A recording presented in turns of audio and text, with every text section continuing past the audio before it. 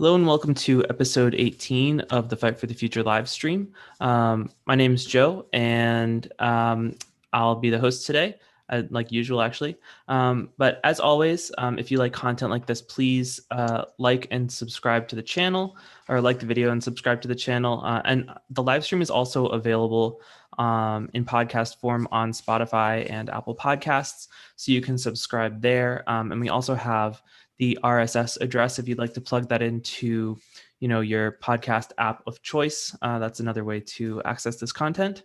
All relevant information that we're going to be referencing in this episode will be in the links in the description below. And if anything is added throughout the conversation, I'll make sure to make sure that those links are present in like the archived version of the episode. Today, I am joined by Darragh, who is a campaigner and community manager here at Fight for the Future. Today, we're discussing our new campaign that we launched just yesterday, which calls for the end to harmful and invasive practices of E-Proctoring. E-Proctoring is a type of student surveillance that aims to curb cheating on tests during remote learning by conducting mandatory invasive surveillance on students.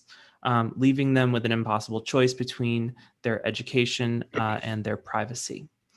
So I'm going to go ahead just to kick things off and kick it over to you, Erica, to introduce yourself. Hey. Awesome. Hi, everyone. Like you said, my name is Erica. I use she, her pronouns. I live in Northeast Georgia. My roots are in student organizing. In college, I worked a lot in drug policy reform and came into activism in general with like a really strong racial justice lens. And through that, started working with organizations like Dance Safe, doing harm reduction. And during the festival ban facial recognition campaign, I wrote a blog for that organization in the context of culture. And after that, was invited to help do this campus organizing for the Ban Facial Recognition on Campus campaign last year. And also in the past year and a half, I've worked a lot with Sunrise Movement, with climate justice, youth organizing in that sense as well. And I'm super passionate about that because young people have always been the catalyst for social change, and standing up to university administrations is just one manifestation of that. So can you give us a little background on a few things here, a few pieces that I think people might need, especially if they aren't super familiar with what we're talking about? Can you give us the background of like exactly what proctoring is for people who've never even heard the term? And then within that context, what e-proctoring is and why Fight for the Future has targeted this as a serious harm and why we're throwing our weight behind trying to put an end to it. Yeah, for sure. So test proctoring as a practice has existed for as long as there have been students taking tests. So most schools have a testing center, either a separate building or my college, there was a separate building and there was a part of the library. And students would just go in there and the librarians or whoever staffs the place will just watch them on camera while they do their tests. And if they're in a cubicle that has a computer it's not doing screen recording or anything like that. It's just somebody that works there watching the camera and making sure they're not doing anything. And this is super normal. It's a very normal accommodation for people who have disability accommodations in school. But the difference between that and e-proctoring is e-proctoring is basically spyware that students have to install in order to take tests. So there's a few different variations of this. So some of them have they have a person watching the student on Zoom, and they have to take a full video of everything around them, and this everything is being recorded. And some of those use also use AI, artificial intelligence to flag eye movement and stuff like that. And then there are the ones that are fully powered by artificial intelligence that are doing face recognition or detection, and eye tracking and screen recording and key logging, in this huge variety of surveillance features, and all flagging these for potential cheating, right? And there are also like lockdown browsers, which have are like browser extensions for Chrome, and I'm not sure if they have them for Firefox. I think Chrome is the one that comes to mind right now. But browser extensions that students install, and then it like locks down everything. They can only use the window that they have. Some of them have been known to like scrape browser history and log keystrokes and other complicated things like that, or like other invasive things like that. But like it's all of these versions of this are dangerous because they collect huge amounts of sensitive data, like screen recordings and keystrokes, as well as biometric data like face prints and voice prints. And especially the ones that are powered by AI, like artificial intelligence, that demonstrates systemic biases that are present in the culture that they were built in, right? So like inherently have bias, racial bias, gender bias, like disability biases, all kinds of stuff. And it creates a situation where people who are already marginalized and are more likely to experience harm from this as well. And there's always like, and when it comes to like academic integrity, there is an assumption that the student is guilty, like unless you can prove that you're not. And if you don't have the resources to stand up to your administration, like people get expelled, and like there's really nothing that people can do. If they accuse you of cheating, like they can really literally kick you out or suspend you for a semester or something. And that can be really devastating. So with these, and I apologize, I'm like right next to a rail and the subway line, and you can hear the train sometimes. So sorry about that. Can you explain a little bit, like, I guess the question I'm trying to ask is, do students have a choice to opt out of these systems, or are they absolutely mandatory for remote learning? I mean, I would imagine that it's like everybody has their own policy, but I would imagine that in a lot of cases, there's like an agreement at the beginning of the semester that like, in order to take this class, you have to use this software. And if you don't, you can't take the class. And that's really terrible when you have to take certain classes and, you don't have a way to access it. I would imagine that when it's not COVID, there is an option for like in-person proctoring or online proctoring. But during the pandemic, that just was not that wasn't the case, and like I am not entirely sure if there were alternatives available, but like in my experience of being a college student, like if you can't do what they tell you to do, then they tell you to just don't take the class, Yeah, and I'm sure that for many students, there are various life conditions that may make it impossible for them to show up in person. And so even if there wasn't a pandemic, I'm sure there'd be a number of people, a not insignificant number of people that wouldn't be able to come in person and effectively opt out. Absolutely. So where did these e-proctoring programs originate from? And was this something tied to the pandemic, or is this something that predates the pandemic that just maybe, I don't know, exploded in popularity because everyone was doing e-learning? Yeah, I mean, E-Proctoring has been around for a long time, but I think it was Proctorio said that like as a company, they experienced like 900% surge during COVID. And schools were not prepared to go fully online. So, when these e-proctoring companies like swooped in with all these promises of like, no, we'll take care of this, it'll be fine. This is a high-tech solution to this really complicated problem. Like they accepted it, right? And they're like, sure, let's do this thing. They don't have a choice, they felt like they didn't have a choice. And I doubt that there was very much consideration about like the potential consequences or like the trade-off for using this, and even more so like what you're asking of students to do it, but it definitely is much more widespread, like so much more widespread than it was before the pandemic. Absolutely. So we spoke a little bit about some of the details of how the e-proctoring system works, but can you like walk me through the e-proctoring experience from the perspective of a student? Like what is expected of the student? How does the system work? What is the experience like using these systems? Sure. Yeah. So there's a few different kinds, but I think the one that is our major example is like something like Proctorio, right? Which is like almost fully AI powered. And the first thing that people have to do is, when they turn on their camera, they have to do like the face detection. And some Proctorio doesn't have facial recognition, but some of them really do. Like some of them advertise, we use facial recognition to make sure the same person is taking the test the whole time.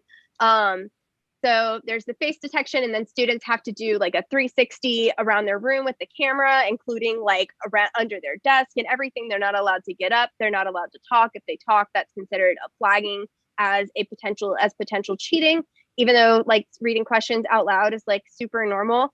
And they if they get up or they leave the room or something, like they're disqualified. If their internet get disconnected, like that can be a disqualification, which is terrible, right? Because like the digital divide has always been terrible, but it's been highlighted, like the stark contrast between like within the digital divide has become even worse, right?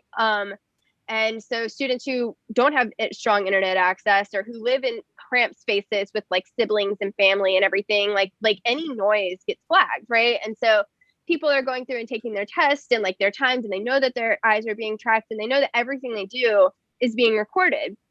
And there are so many cases of like Black students, the camera, like the software, like just like not recognizing them, like not even not recognizing them, like not seeing their face like at all.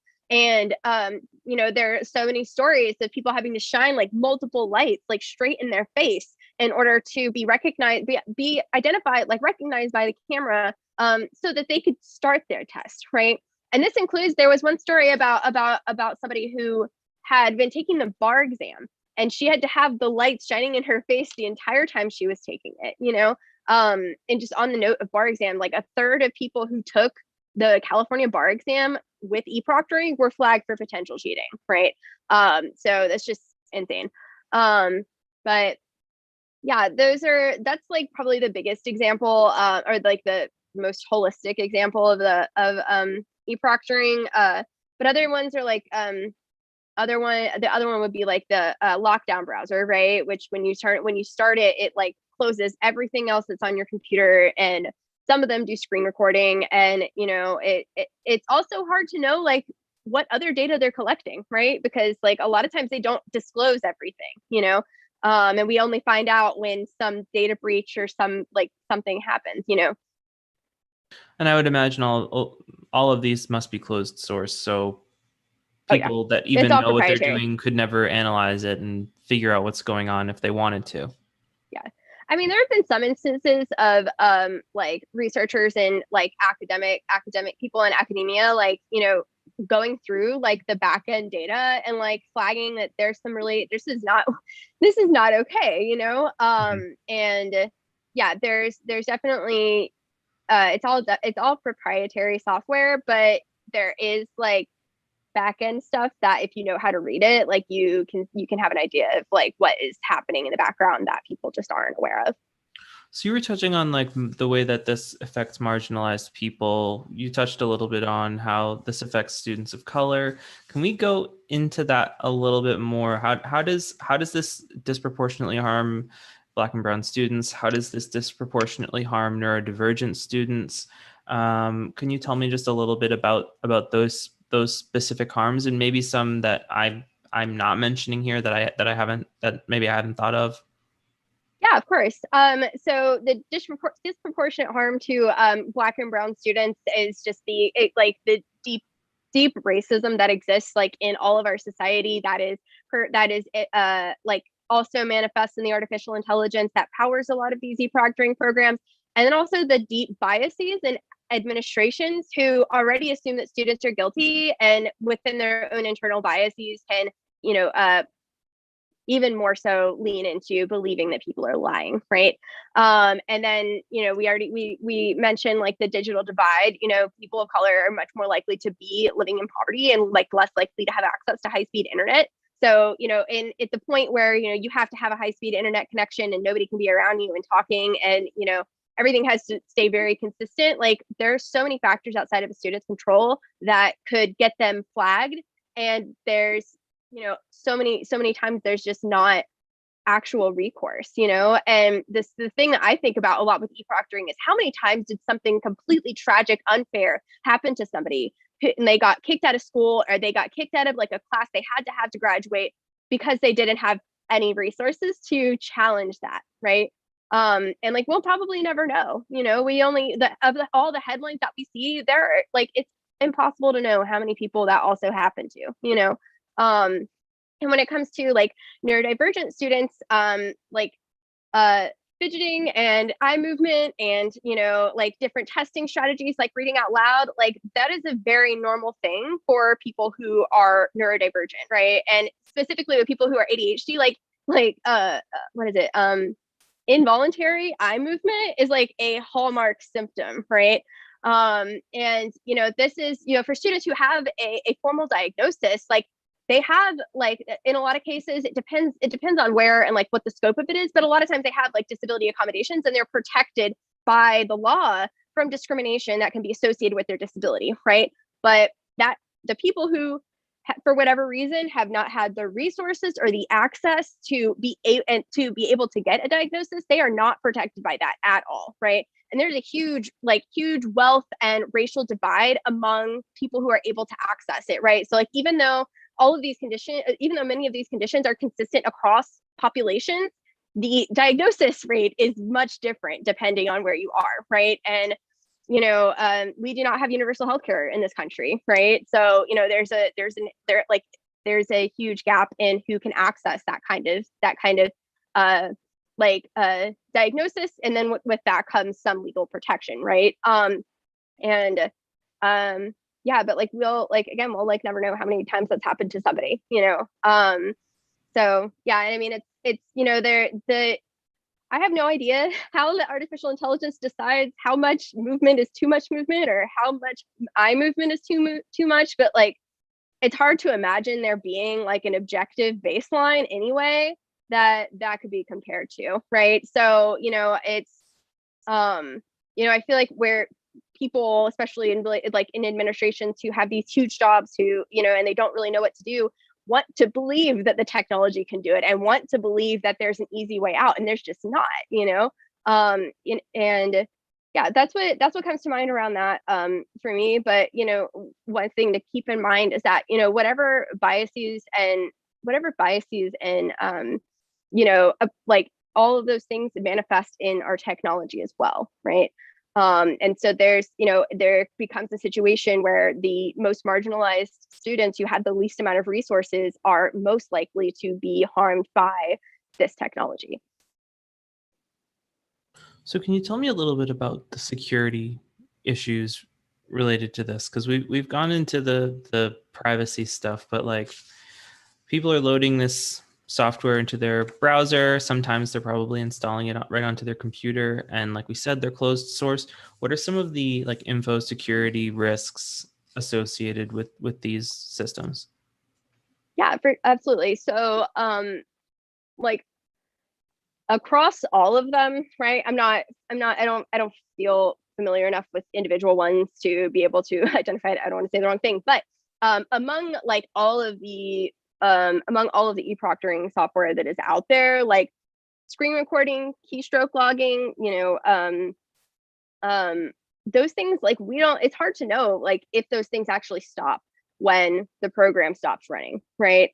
And it's hard to know, where that data goes. There's been actually I think we might get to this a little bit later, but there have been like massive data breaches from like in different ways, right? And so some cases that's the first way that people knew about how much data was being collected is when there was a data breach, so yeah, when it comes to like privacy, you're installing spyware on your computer, and then also it kind of normalizes and desensitizes people to surveillance in a way that like if it was the features were laid out before you, people would never do that, right? But like because they're being forced to do it by their institutions, they're a lot of times I feel like students probably just like do it because like that's what it's expected of them, and there's not really a lot of explanation or explanation around what they're actually consenting to, right? And that's been part of lawsuits as well. Yeah, does that answer the question? Yeah, it does.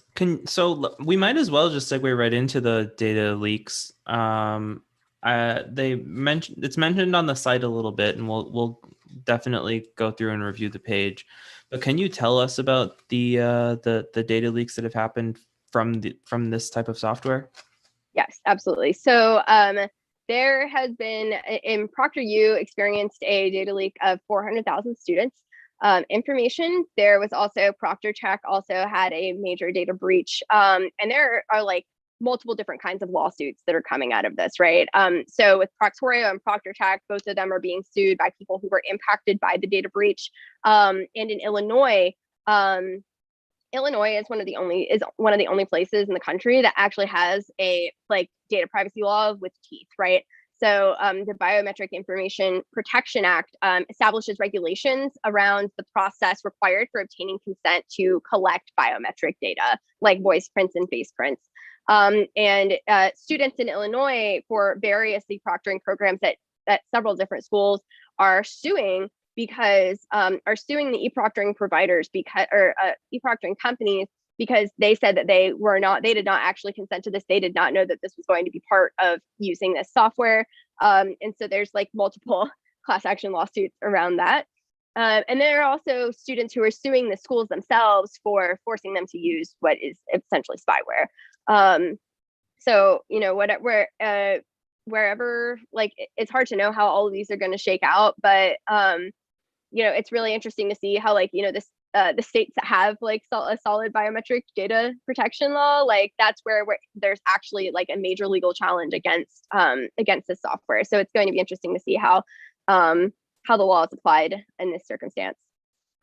Can you tell me a little bit about the companies, since we're on the topic of like the data breaches, and you mentioned ProctorU and I think another one. Can you tell me a little bit about the major players in this industry? And I believe they have some sort of a relationship with, or maybe are like subsidiaries of like major publishing, educational publishing companies. Can you tell me the relationship with those things? Sure. Yeah. So there are several different kinds. There's the ones that the different software that comes, or services or companies or whatever that come to mind for me are ProctorU, Proctorio, which are I'm from my research are definitely in the top two.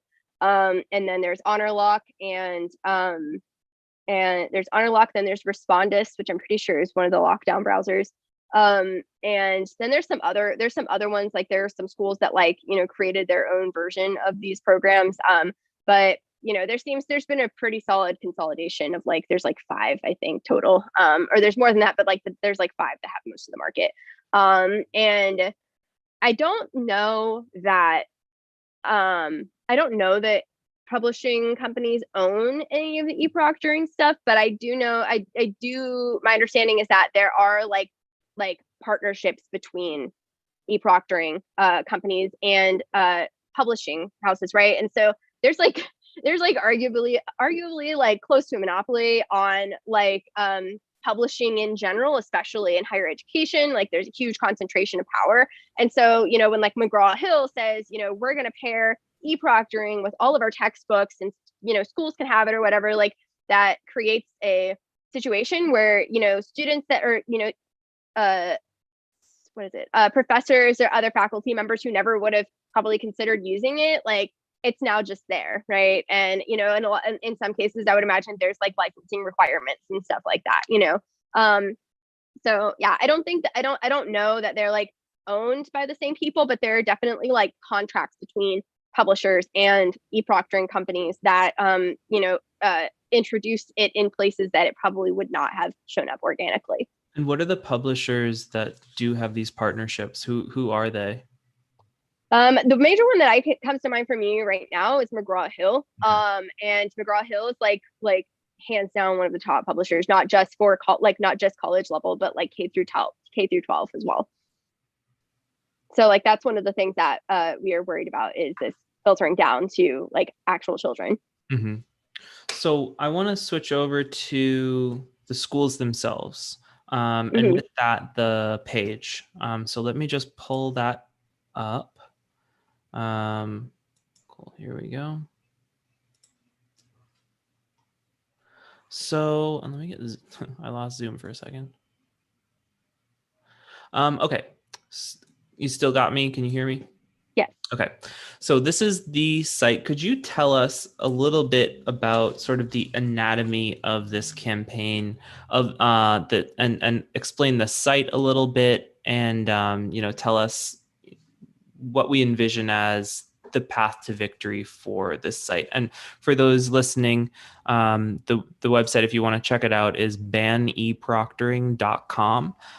And for those viewing, I have the link to this page in the description below the video. So like what would you say is like the anatomy of the campaign and the path to victory for this campaign that we're doing? Yeah, absolutely. So a really big, so e-proctoring is kind of, in the middle of COVID and like all of these like intersecting crises, like e-proctoring was something that just was happening to a lot of people, and there just wasn't a lot of press around it, not a lot of awareness. And so a big part of this campaign is like raising awareness around the dangers of e-proctoring and how widespread it is. And we also want folks to know that there are other options, that the risks of harm with e-proctoring far outweigh any perceived convenience that they have, and that they like might believe is there. And we also want to get as many schools on the record as possible. And like it now that schools we're very much online through the spring semester, we're in the summertime, right? And so a lot of like most schools are going to be back in person mostly for the fall, like the ones that did have in-person options. So the summer is a really critical point of intervention that schools are, like a lot of universities are considering whether they're going to renew their contracts or switch providers, and one of the most important things that we can do right now is like interrupt that, right? And like help people stop and think about how important this is, and also give students a voice, right? Because there has been so much, like there was a huge student uprising across the country, right? Like EFF wrote a couple articles on it. There were petitions with across the country, like hundreds of petitions with like tens of thousands of signatures total. And there's students do not want to do this, and creating a way for people to not only be able to advocate for themselves and their community at their institution, but also be able to connect with other people and support the broader fight in general is super powerful, and like something that we definitely can help do. So let's take a look at the different parts of the page here. To start, we have what looks like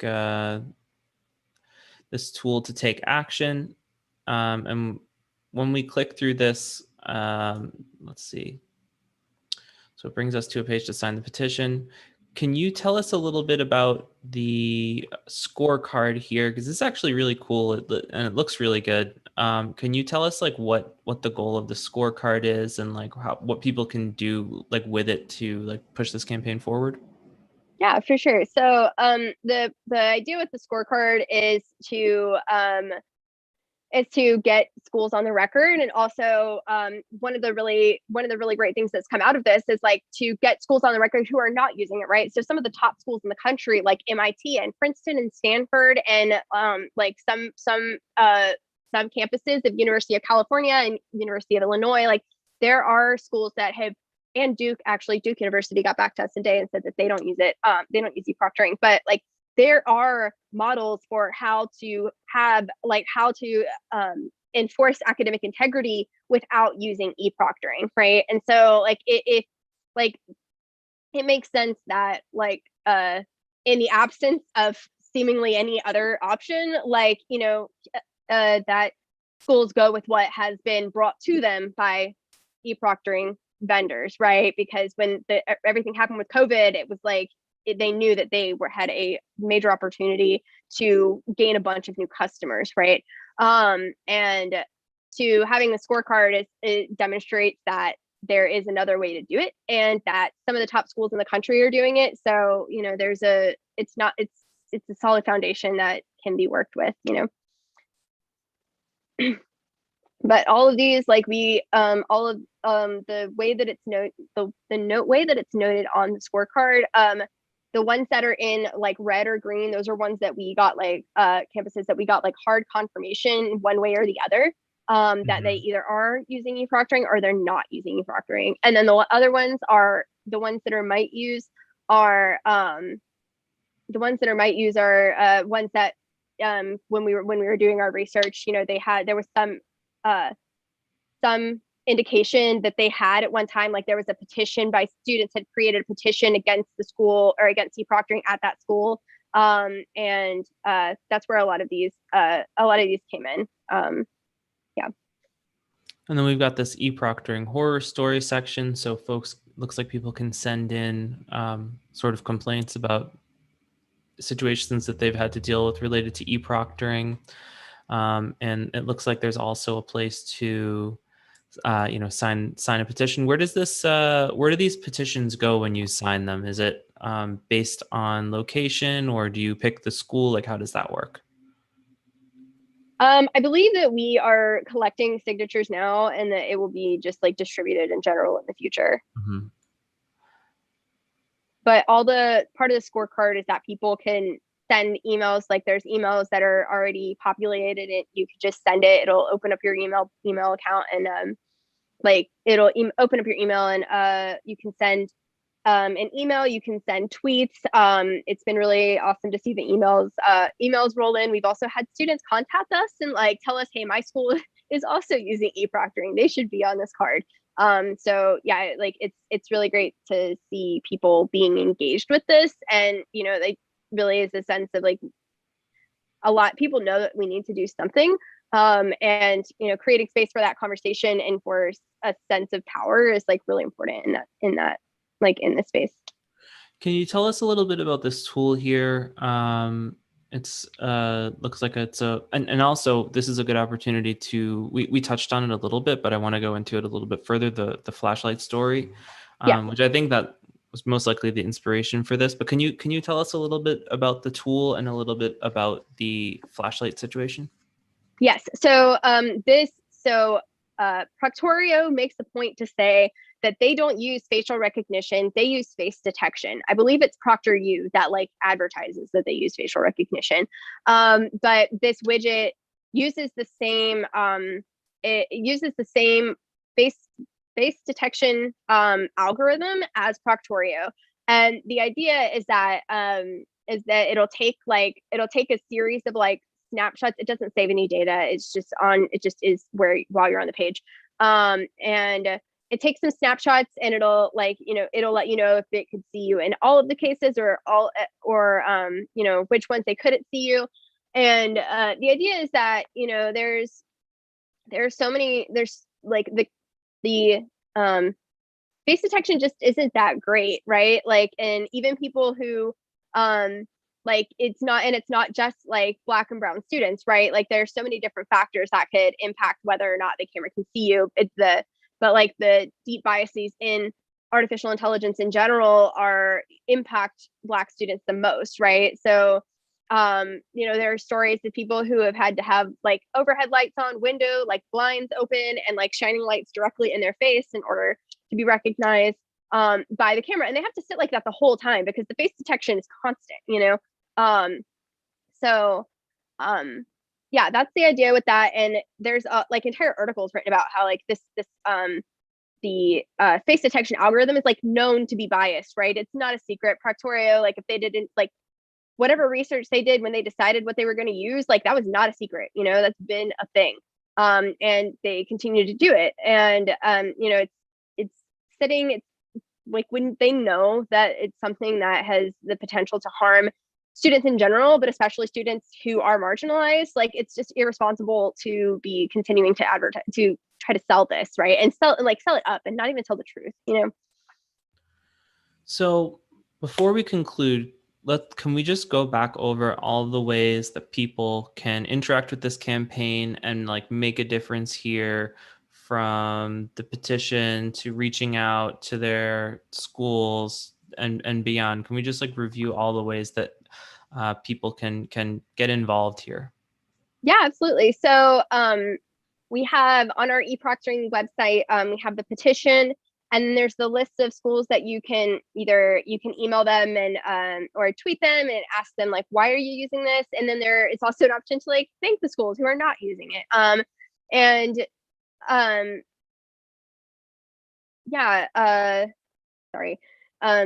But yeah, like contacting schools and letting other people, letting students who might be interested in this, and I think in like a dream world, right? Like we would be able to help students self-organize in a way that they're able to do what like San Francisco State University students and faculty came together and introduced like a resolution that ended up being passed by the student by like whichever governing body like was doing it, and then that from that resolution came like a formal policy in the campus at the university that like they cannot use third-party proctoring, and that's happened in other places too as well. So we have like we have a template of how to do the thing that is not e-proctoring, and we have models for how it's been done in the past. And I think ideally we would be able to help students come together and organize and support them in their own like grassroots activism, like on site, because students have a lot of power on campus, right? And universities are also not really used to students standing up to them, so I think, like I said before, like coming out of like post-vaccine, right? We have a really powerful point to kind of slow it down, and at least slow schools down and ask them to think about this, think about how it's hurting people and how you really don't need it, and that's the goal here for sure. Well, Erica, thank you very much for joining me. This was super interesting. Again, that's baneproctoring.com. I'll say it again because I screwed up a little. Baneproctoring.com. The link is in the description below for those watching here on YouTube. Definitely check it out. And if you like content like this, please like this video, subscribe to the channel, click the bell for notifications. We are on Spotify and Apple Podcasts in audio only form. So if you're interested in listening to the podcast, that's a really great way to do it. We also have the RSS feed if you want to plug that in as well. And I don't recall the number, but there is a line that you can text, and we will send you a text when the show starts if that's your preferred way of being notified. If you don't want to get involved in the YouTube algorithm, or maybe you don't have an account or don't want an account. That's all we've got for this week. We will be back again next week. Times have been shifting a little bit. Usually we do these on Fridays. Today is not Friday. I'm not entirely sure if we will be back exactly at 1 p.m. On Friday next week, but we will be back. Keep an eye on our social media for updates regarding that. And yeah, thank you for everybody watching. Erica, thank you very much. It's been a really interesting conversation, and I appreciate you taking the time to come and chat. So until next time, see you guys later.